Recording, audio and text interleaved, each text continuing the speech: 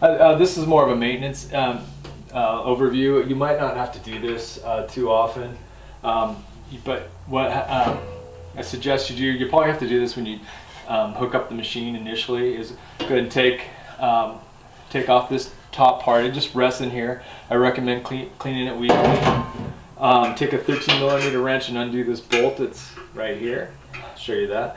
And then there's a quick release over here that just kind of pops off, and the whole panel pops off, exposing the machine. Really nice feature about Brasilia's machines. They just pop all, come completely apart. These two things are what you might have to adjust. Pump pressure is controlled right here. Turn it either left or right, depending on it. Really want to lower the pressure, and the same with this switch here.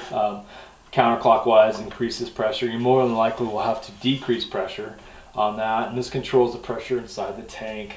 So if it's not at the ideal setting of 1.25, you will need to adjust that. In here is a safety valve, and it purges if the tank gets too much water or gets too hot. It'll purge itself.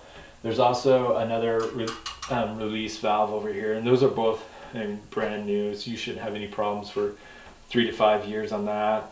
This probably 3 to 5 years. This 3 to 5 years. And then up here is a brew valve. Those generally a good PM. We'll replace that and the group seals here. And those parts are relatively inexpensive. There's another thing. There's underneath is a fuse. It's a heat capacitor. It gauges whether the tank gets too hot, and it could snap. But your tank should never get too hot. It's got too many things controlling it.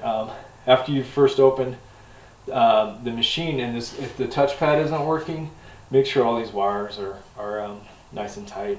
Other than that, make sure it's unplugged before you do any maintenance, and have a happy time with it.